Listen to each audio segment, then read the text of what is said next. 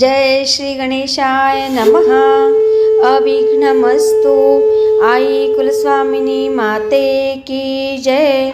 जय श्री गुरुदत्त श्री स्वामी समर्थ महाराज की जय.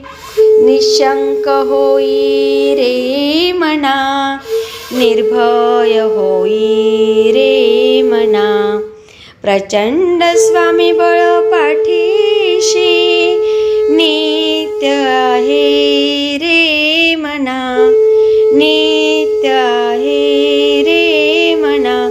श्री स्वामी समर्थ महाराज. आजपासून श्रीपाद श्री वल्लभ चरित्रामृत याचे आपण पारायण सुरू करत आहोत. त्याचे मूळ ग्रंथरचयिता आहेत श्री शंकर भट. श्रीपाद श्री वल्लभांचे त्या काळातले ते समकालीन. शंकर भट लिखित तेलुगू प्रत उपलब्ध करून दिलं ती श्री मल्लादी गोविंद दीक्षितुल्लू भीमावरम यांनी, आणि त्याचे मराठी अनुवाद केला आहे श्री हरिभाऊ जोशी निटूरकर, म्हणजे भाऊ महाराज. हे हैदराबादचे आहेत. आणि आता सादर करत आहेत सोनलताई. श्री स्वामी समर्थ. नमस्कार. श्री स्वामी समर्थ. जय जय स्वामी समर्थ. अवधूत चिंतन श्री गुरुदेव दत्त.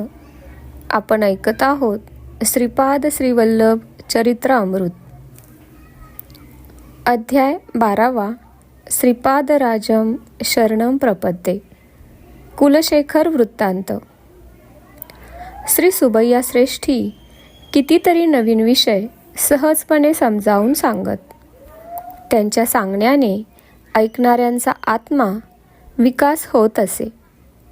ते सांगत असत की श्रीपाद श्री वल्लभ साक्षात व्यंकटेश्वर स्वामीच आहेत. कलियुगात तेच कल्की अवतार धारण करणार आहेत. साधारणपणे कालगणनेनुसार कलियुगात 4,32,000 वर्ष आहेत. परंतु सांध्र सिंधू वेदाप्रमाणे कलियुगात 5,000 वर्षांचा काळ लोटल्यावर सामान्य प्रलय होऊन सत्ययुगाची स्थापना होईल. या संबंधात ब्राह्मणांनी सांगितलेली माहिती श्रेष्ठींनी सांगितलेल्या माहितीपेक्षा थोडी निराळी होती. श्वासाचा आयुष्याशी संबंध. कलियुगामध्ये कलीची अंतर्दशा 5,000 वर्षात संपते. त्यानंतर थोडा काळ संधी काळ असतो. त्यानंतर कलियुगात सत्ययुगाची अंतर्दशा प्रारंभ होते. कलियुगात एकूण 4,32,000 वर्षांचा काळ असला तरीही अंतर्दशा, सूक्ष्मदशा, विदशा इत्यादी असतात. हा योग शास्त्र समजणाऱ्यांना कळण्यासारखा विषय आहे. ब्रह्मदेवाने प्रत्येकाला 120 वर्ष आयुष्यमान दिले आहे. परंतु प्रत्येक व्यक्ती 120 वर्ष जगेलच असे नाही. 120 वर्षात किती श्वास प्रवास सामान्य स्थितीमध्ये घेऊ शकतो तेवढेच श्वास प्रश्वास दिले आहेत. मन चंचल असणारे, रागीट स्वभावाचे, घाईघाईने धावणारे, सदैव दुःखात अथवा उदास असणारे, दुष्टपणाने वागणारे लोक आपला श्वास कमी वेळात संपवून टाकतात. सर्वात कमी श्वास प्रश्वास घेऊन कासव 300 वर्ष जगतो. अत्यंत चंचल स्वभावाचे माकड अल्पकाळातच जिवंत राहते. श्वास प्रश्वास घेताना आपली सर्व इंद्रिये चांगल्या अवस्थेत असावयास हवी. योगीजन वायूंचे कुंभक करून श्वास शरीराच्या आतील भागात फिरत राहील असे करतात. यामुळे कितीतरी श्वास शिल्लक राहून ते दीर्घकालापर्यंत जीवित राहतात. मनुष्याच्या शरीरात जीवाणू परिणामक्रमाप्रमाणे बदलत असतात. श्रीपाद चरित्रामृताचे पारायणाचे फल. 10 वर्षापूर्वी असलेले शरीर आता सारखे नसते. जुन्या जीवाणूंच्या ठिकाणी नवीन जीवाणू जन्म घेतात. नवीन शरीर भाग जन्मतो. त्याप्रमाणे प्राणशक्तीसुद्धा अनेक बदलातून जात असते. जीवनदायक नवीन प्राणशक्ती निर्माण होते. रोगट जुनी प्राणशक्ती नाश पावते. त्याचप्रमाणे मानसिक शक्तीसुद्धा अनेक बदलातून जात असते. जुने भाव बदलून नष्ट होऊन नवीन भाव निर्माण होतात. नवीन जन्मलेल्या मानसिक गोष्टींमध्ये दैवी शक्ती, दैवी कृपा प्राप्त करण्याचे सामर्थ्य असते. त्याद्वारे मन, प्राण आणि शरीरसुद्धा होऊ लागते. श्रीपाद श्रीवल्लभ चरित्रामृतासारखे ग्रंथ साक्षात परमेश्वर स्वरूप आहेत. या ग्रंथातील प्रत्येक अक्षरामध्ये सिद्धशक्ती, योगशक्ती अंतर्निहित असते. असे ग्रंथ मानसिक रीतीने, वाचिक रीतीने अथवा मानस वाचिक दोन्हींमध्ये समन्वय होऊन पठण केल्याने श्रीपाद प्रभूंचे दिव्य मानस चैतन्य आकर्षित होते. ग्रंथाचे पारायण करणाऱ्या भक्ताचे शारीरिक, मानसिक, प्राण, रुग्ण, बाधा, कष्ट या संबंधित समस्त स्पंदने श्रीपाद प्रभूंच्या मानसिक चैतन्यात विलीन होतात. तेथे ते शुद्ध होऊन दिव्य अनुग्रहपुरीत स्पंदनांच्या रूपाने साधकाकडे परत येतात. अशा परिस्थितीमध्ये साधकाला इहपर सुखाची प्राप्ती होते. सत्पुरुषांना अन्नदान केल्याची फळे. ग्रंथाचे पारायण केल्यावर कमीत कमी 11 सत्पुरुषांना जेवू घालावे अथवा त्यांच्या खर्चाएवढी रक्कम दत्तक्षेत्रामध्ये दान करावी. सत्पुरुषांना भोजन दिल्याने साधकाला आयुष्य लाभते. त्याला अजून थोड्या काळापर्यंत पुरणारे अन्नधान्य अव्यक्त रूपात उद्भवते. एवढेच नाही तर सत्पुरुष संतुष्ट झाल्यावर शांती, पुष्टी, तुष्टी, ऐश्वर्य इत्यादींच्या संबंधातील भोग योगाच्या स्पंदनांचा अव्यक्तपणे उद्भव होतो. कालांतराने अव्यक्त अवस्थेतील बीजे व्यक्त स्थितीमध्ये अंकुरित होऊन महावृक्षामध्ये विराजित होतात. वनवासात असताना द्रौपदीकडून अन्नाचा एक कण स्वीकारून श्रीकृष्ण परमात्म्याने दुर्वास महर्षी आणि त्यांच्या 10,000 शिष्यांना पोटभर जेवण दिले. श्रीगुरूंना श्रद्धाभावाने, भक्तिभावाने समर्पित होऊन समस्त अव्यक्तातील बीजरूपात असणारे कालांतराने व्यक्त स्थितीत साधकाला हवे असलेले समस्त भोगभाग्य प्रसाद रूपाने प्राप्त होतात. सांदीपनी ऋषींच्या आश्रमात विद्याग्रहण करण्यासाठी राहिले असताना श्रीकृष्ण आणि सुदामा एकदा दर्भ तोडून आणण्यासाठी वनात गेले. श्रीकृष्ण थकल्यामुळे सुदामाच्या मांडीवर डोके ठेवून ते थोडा वेळ निद्रिस्त झाले. सुदामाला भूक लागली होती.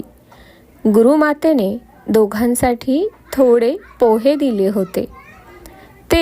तो श्रीकृष्णास न सांगताच एकटाच खाऊ लागला. झोपेचे सोंग घेतलेले श्रीकृष्ण झोपेतून उठल्याप्रमाणे आव आणून म्हणाले, सुदामा, मला भूक लागली आहे. घरून येताना गुरुमाऊलीने मुलांना भूक लागेल म्हणून काहीतरी खायला दिले का? सुदामाने यावर नाही म्हटले. श्रीकृष्ण सुदामाला पुन्हा म्हणाले, तू काहीतरी खात असल्यासारखे मला वाटले. सुदामा म्हणाला, मी विष्णू सहस्त्रनाम म्हणतो आहे. मग श्रीकृष्ण म्हणाले, ओहो, असे काय? मला एक स्वप्न पडले की आपणा दोघांसाठी गुरुमाऊलींनी पोहे दिले आहेत आणि ते पोहे तू मला न देता एकटाच खात आहेस. एवढ्यात सुदामा म्हणाला, श्रीकृष्णा, तू थकला आहेस ना, त्यातून दुपारची वेळ, यावेळी पडलेल्या स्वप्नाचे काही फळ नसते असे शास्त्र सांगते. यावर श्रीकृष्ण स्मितहास्य करून गप्प राहिले. कालांतराने सुदामा गरीब होऊन अत्यंत भाग्यहीन झाला. त्याने आपले कष्ट नाहीसे करण्यासाठी कितीतरी वेळा विष्णू सहस्त्रनामाचे पठण केले, परंतु काही विशेष फायदा झाला नाही. शेवटी श्रीकृष्णाचा अनुग्रह झाला. त्याने सुदामाने आणलेले पोहे खाल्ले आणि त्याला विशेष अशा राज्यवैभवाचा प्रसाद दिला. श्रीकृष्णाने सुदामाच्या मांडीवर डोके ठेवून थोडा वेळ विश्रांती घेतली होती आणि त्याची परतफेड म्हणूनच सुदामाला आपल्या मांडीवर झोपवून त्याच्या पायातील काटे काढून श्रीकृष्णाने त्याचे पाय दाबून दिले. म्हणजेच कर्मसूत्र किती गूढतेने कार्य करते हे प्रभूंनी याद्वारे सूचित केले आहे. मल्लयुद्धात प्रवीण असणाऱ्याचा गर्वहरण. श्रीपाद प्रभू 4 वर्षांचे असताना पिठिकापुरममध्ये मल्याल देशातील एक मल्ल आला. त्याचे नाव कुलशेखर असे होते. तो सप्तगिरी बालाजीचा भक्त होता. प्रत्येक राज्यातील मल्लयोद्ध्यांना जिंकून जयपताका घेऊन पिठिकापुरमला तो आला. पिठिकापुरमच्या मल्लयोद्ध्यांना आपण कुलशेखरकडून मार खाऊन अपमानित होणार असे निश्चितपणे वाटत होते. या मल्लांपैकी काही जणांचा श्रीपाद प्रभूंवर दृढ विश्वास होता. तेच आपणास या संकटातून सोडवतील या श्रद्धाभावाने ते श्रीपाद प्रभूंकडे गेले आणि शरणागती मागितली. श्रीपाद प्रभूंनी त्या सर्व मल्लांना अभयवचन दिले. पिठिकापुरममध्ये एक कुबडा युवक होता. तो 8 ठिकाणी वाकडा होता व अशक्तसुद्धा होता. तो काहीही काम करू शकत नव्हता. तरी त्याला श्रेष्ठींनी पगार देऊन ठेवून घेतले होते. तो श्रीपादांचा निस्सीम भक्त होता व सतत त्यांनी आपली विकृती दूर करावी म्हणून त्यांच्याकडे प्रार्थना करीत होता. त्यावर श्रीपाद त्या युवकास भीमास म्हणाले, योग्य वेळ येताच मी तुझे काम करीन. आता यावेळी श्रीपाद त्या मल्लांना म्हणाले, आपला भीम आहे ना, कुलशेखरासमोर जाण्यास तो योग्य आहे. भीमासारखे आपल्या पाठीशी असताना आपणास कशाचे भय? भीमाची श्रीपाद प्रभूंवर अढळ श्रद्धा होती. ठरल्याप्रमाणे भीम आणि कुलशेखराचे मल्लयुद्ध सुरू झाले. अनेक लोक हा अद्भुत सामना पाहण्यास जमा झाले होते. कुकुटेश्वराच्या मंदिरातील प्रांगणात हे मल्लयुद्ध सुरू झाले.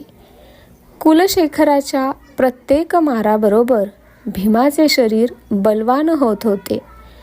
तो ज्या ठिकाणी भीमास मारित होता त्याच ठिकाणी तितक्या जोरात त्याला मार लागत होता. कुलशेखर थकला. भीमाचे कुबड जाऊन तो बलवान झाला. कुलशेखर श्रीपाद प्रभूंना शरण आला. श्रीपाद प्रभू म्हणाले, कुलशेखरा, मानवी शरीरावर 108 मर्मस्थाने असतात. या सर्वांचे ज्ञान तुला आहे. भीमाचा केवळ माझ्यावर विश्वास आहे, माझ्यावर दृढ श्रद्धा आहे.